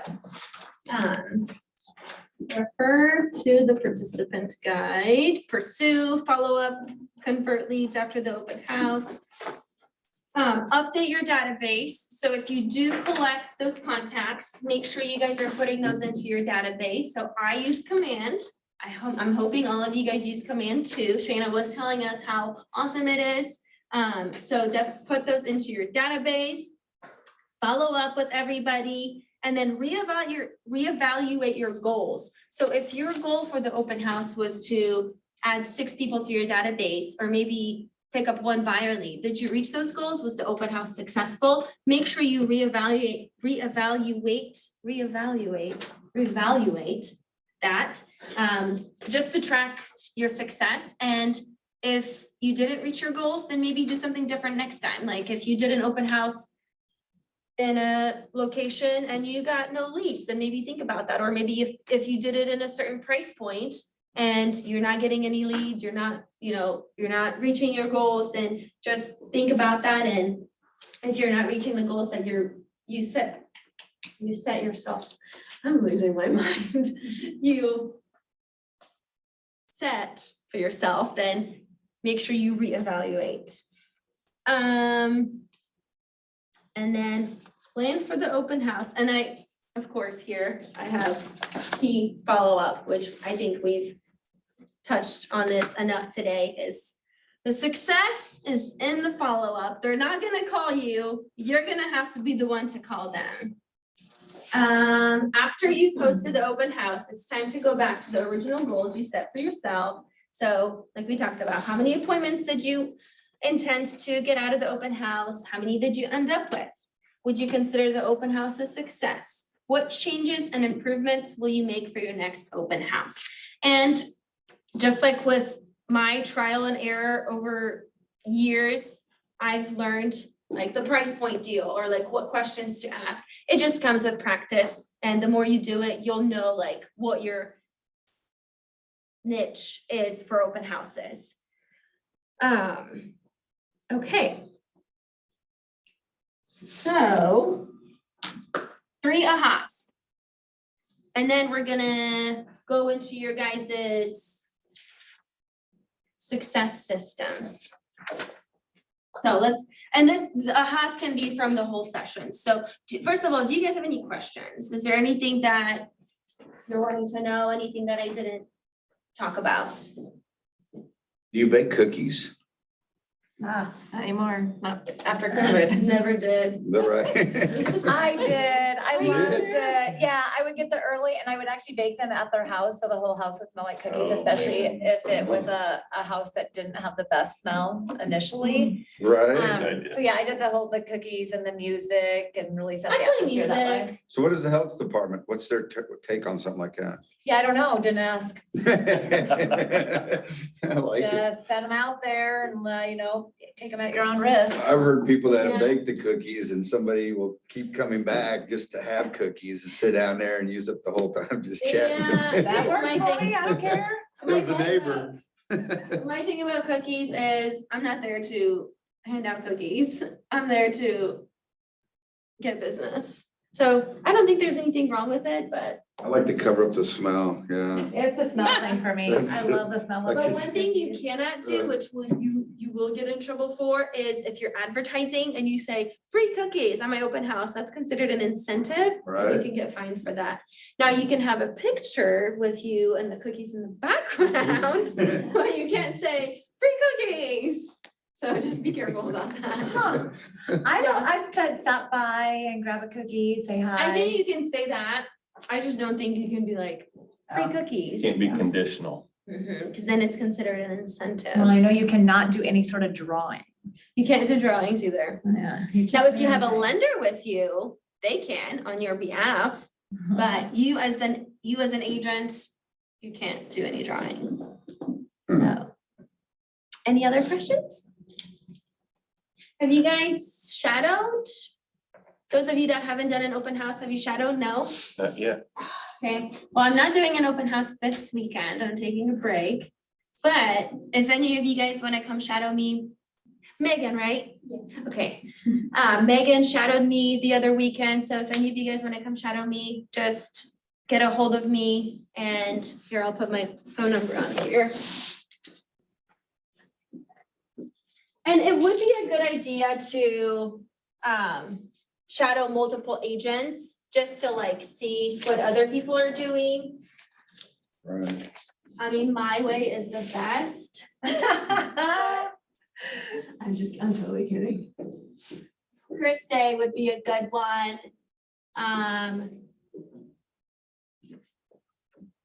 Austin Picard would be a good one. He has he's my work husband, by the way, for those of you guys who don't know.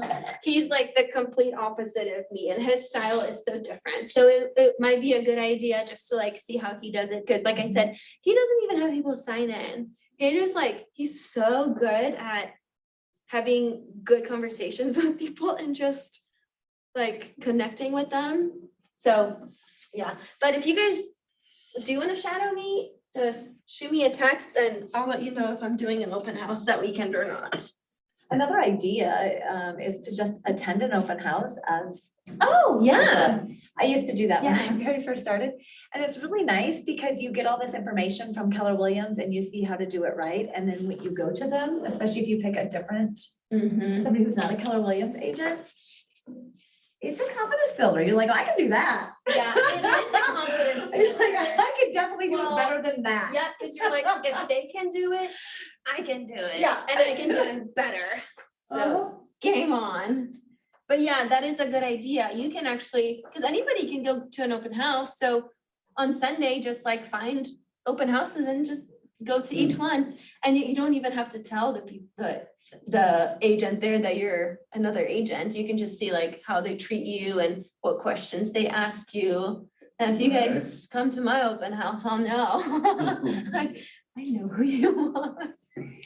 Well, if they ask, I just tell them, That'd be I'm a newer funny. agent, and I'm just here Yeah. to get some ideas, or I'm Yeah. here to check out what the value of houses are. I'm just, Yeah, you know, gathering data. There's nothing I've had wrong with agents telling come them to that. my open houses all the But I will time. tell you, less than half of them will even inquire or try to gather any information from you. So you don't even have to feel intimidated because they're not even gonna acknowledge you're there. Yep, and you're like, okay, this is what not to do. Exactly. They did not get any information. from Megan? you. Well, I didn't know if you saw the message. They were asking for the contact information in the chat. What is the chat? Yeah, I'm not sure if you have access. Online? Yeah. God, and this is recorded. Being recorded. I don't know why they let me do these trainings. Chat, there it is. Oh my gosh, how many people are on there? Noah, hi Noah. Okay, my phone number. Have you done any open houses yet? I shot it. Did you? I wanna try that.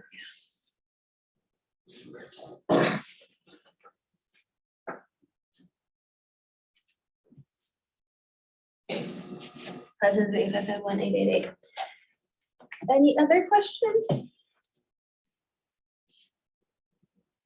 No? Ahas. That's I like the clipboard thing. the clipboard, yeah. And if you guys want to email me, I can send you a template for what Mindy was talking about. So it has like a place for them to fill out the contact information on top. And then at the bottom, it'll ask a few questions like, what did you think of the price? Or what did you think the price was? What would you rate the house? Blah, blah, blah. So, but if you email me, make sure you like put in the title. Let me see, what did you put in the title? Ignite training or something. Open house.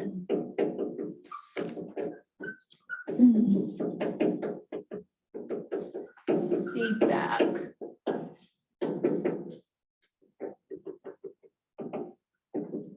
Form. And then my email is.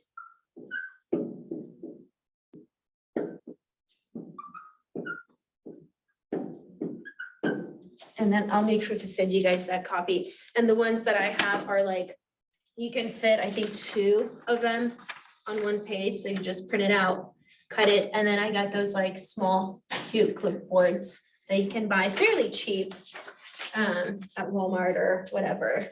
Let me put this in here. I want yours.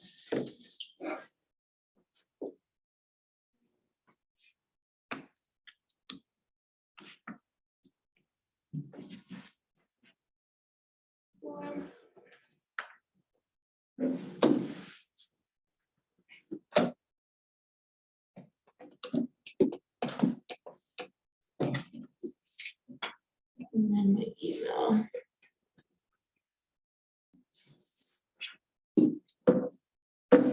Okay, I need 2 more ahas from you guys from the entire session.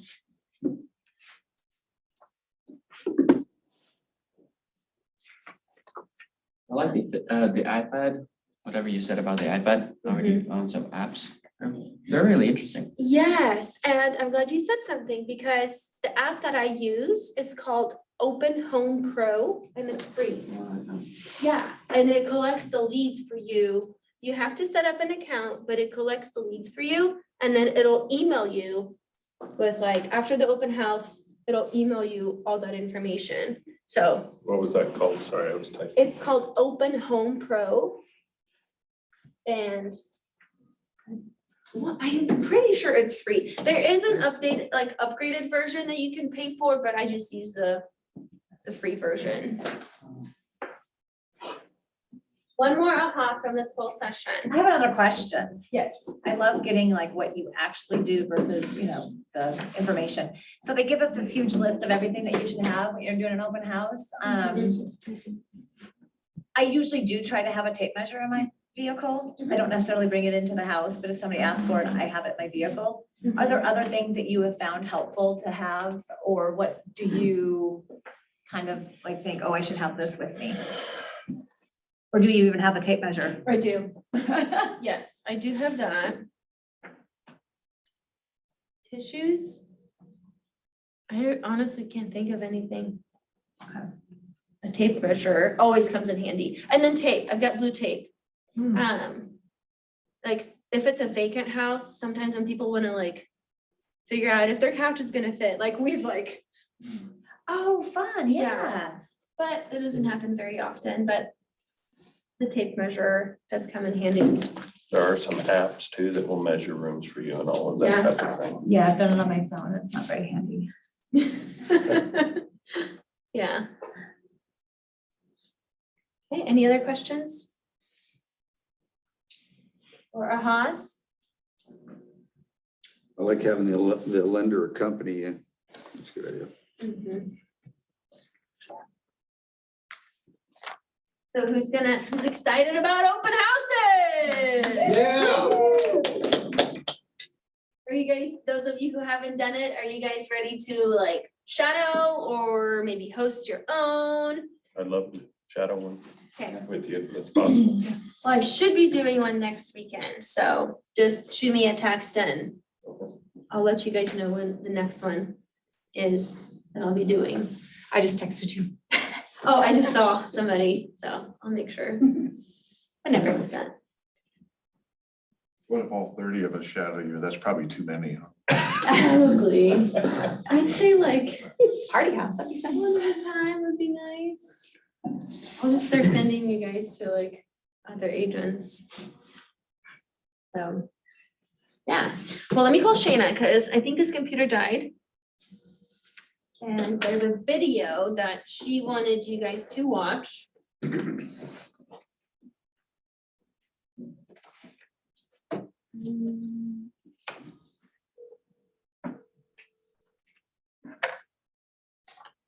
Hi. Hey, we are just about done. Yes, the laptop died, so I don't know how to play the video. Yeah. Okay, you know what? I will be done. If you can just hold them there for like 5 more minutes. No. And I'll head right down there, okay? Got it. Okay. I like it. All right. Thanks. Bye. Bye. Anyways. I have to hold you guys. What has you guys' favorite session been so far? Because this is what, the 7th session? This one, obviously. I would say this one. Yeah. No, I know that you guys have had, has Jason Massengill done one? He's amazing. I know Trey did one. Who else has taught? Evan DeShong, Evan DeShong. Mark Stewart, Rob Luck. Okay. Good. Well, when I first started, I took Ignite, I think like 3 times. So, and it's interesting because you learn something different. There's so much information at first. It's like almost overwhelming. But if you can like just pick out little nuggets here and there, I promise one day it'll just come full circle. And the reason I used to do like all these trainings multiple times is because different stages of your business, you're gonna get something different from all these trainings. So you'll go through Ignite now, and then maybe in a year, you'll do it again. It'll just be a completely different perspective and you'll get something different out of it. So. I'll steal another Brandy Massey story and share it because it was something that I thought was, and this really is my favorite, by the way. I wasn't just saying it. Brandy Massey talked about how she was a waitress. She didn't really know anybody that was in the market to buy when she started. And she did her first open house, and in her mind, 100 seemed like a really reasonable goal. So she was going to door knock 100 doors before she did her first open house. Do you remember that story? No, I don't know if I've heard this story. Oh my gosh, yeah. So she set out to do 100, and then as she was doing it, she quickly decided that probably wasn't the right number. But she told herself she was doing 100, so she followed through, and she did 100 houses. And from that, she drew a triangle and showed, and I don't remember the numbers, but it was ridiculous how many clients, like, it was like Wow. 27 people came out of that, but then their brother and then that person's, whatever, but she drew it all out and it was phenomenal because she was starting with nothing. And after 1 week of just really hitting it hard on that first open house that she was having, she had client base. And I'm sure they didn't, after it that- didn't all happen overnight. It was, No, it trickled over in. months or And it was years. over the next 5 years, it brought in like 27 deals or something From like just that or- one open house. Yeah, Yeah. and then, after that, she decided 10 was a good number. So she went from 100 to 10. 10 that she actually had a conversation with, Yeah. not 10. I think I'm that's a leaving it good at the goal, because door. not everybody's gonna open their door, and you're not gonna talk to everybody. And she was But- exhausted and she chose to wear different shoes the next time as well. Don't wear shoes. That's funny. Thanks. It's like,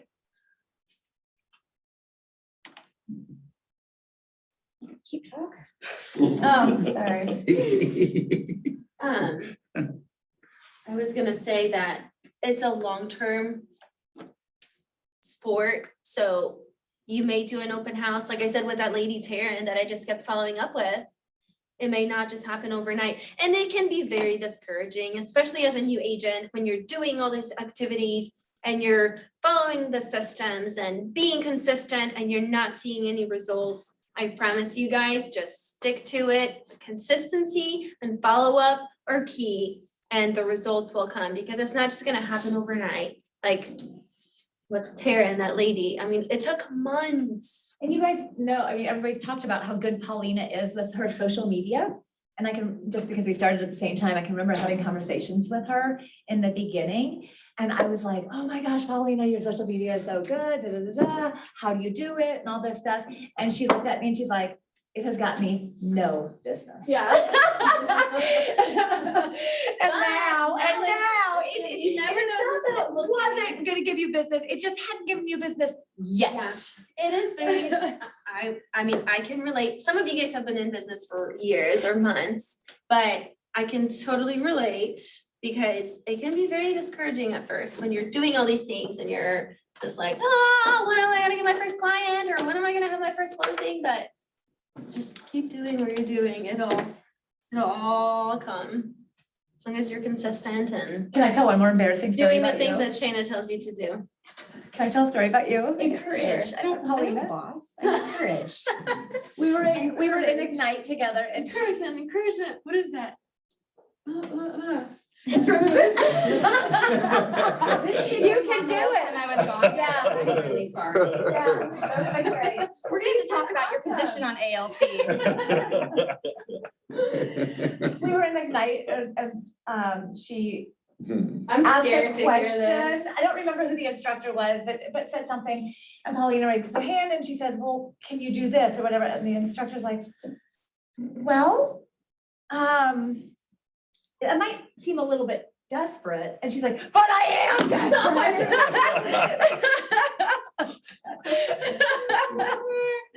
I don't know. She's honest. But she would do anything. And look at her now. That's my point. It's just like, Yeah. you were only desperate for like a month, but it felt like an eternity. Consistent. That's important. That was still at the old building at It was, yeah. Battlefield, yeah. Yeah, but I mean, I took Ignite multiple times, and each time you just get something different out of it.